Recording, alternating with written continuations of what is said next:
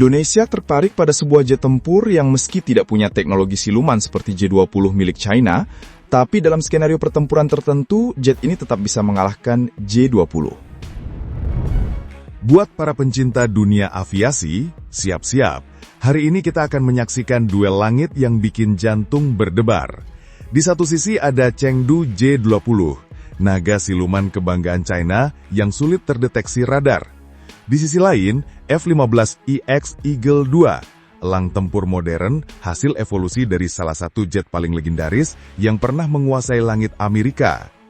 Pertarungan ini bukan sekedar adu cepat atau adu senjata. Ini adalah duel filosofi perang udara yang berbeda 180 derajat.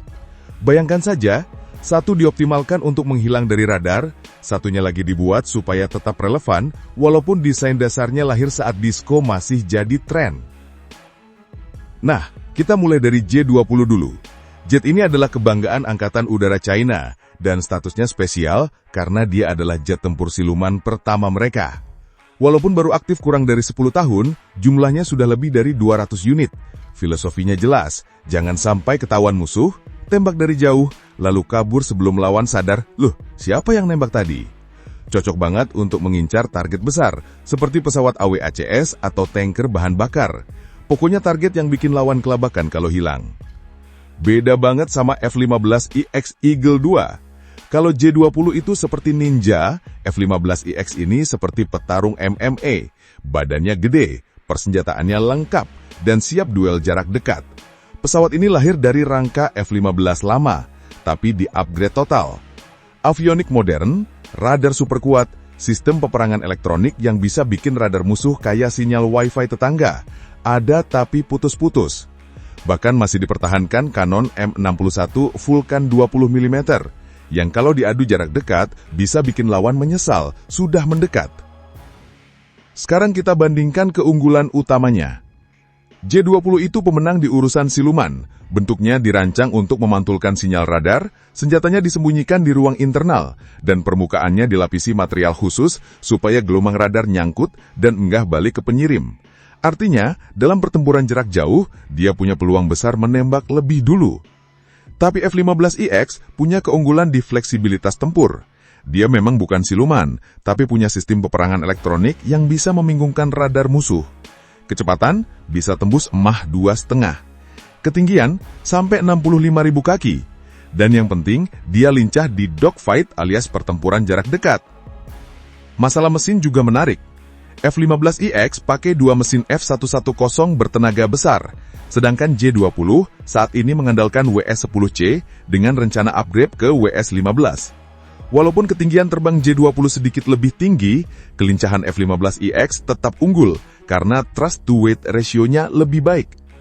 Kalau bicara senjata, F-15EX ini seperti bawa koper besar ke bandara, bisa muat banyak banget, sampai 22 rudal udara ke udara, plus opsi bawa senjata hipersonik dan rudal serang jarak jauh.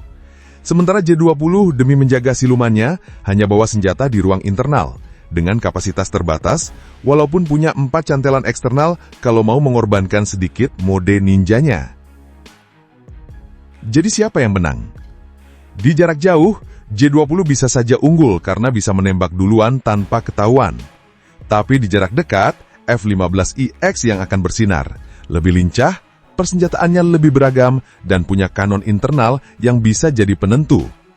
Oh ya, serunya lagi, F-15EX ini juga diincar Indonesia loh, bahkan ada rencana beli 24 unit. Jadi kalau nanti benar-benar datang, jangan kaget kalau TNI AU punya salah satu jet tempur paling galak di Asia Tenggara. Sekarang, mari kita masuk ke skenario pertempuran. Bayangkan kita berada di sebuah pusat komando udara. Layar radar penuh titik-titik bergerak. Komunikasi radio ramai seperti pasar, dan di luar sana, di ketinggian 50.000 kaki, dua raksasa langit ini mulai saling mendekat.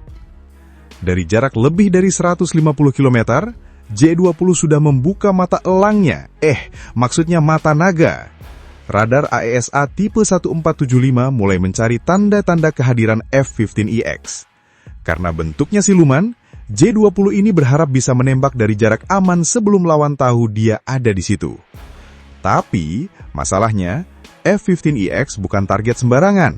Dengan sistem EPA-WSS, dia bisa bikin radar lawan seperti lagi ngeliat TV tua.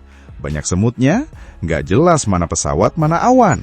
Selain itu, pilot F-15EX punya akses ke Link 16.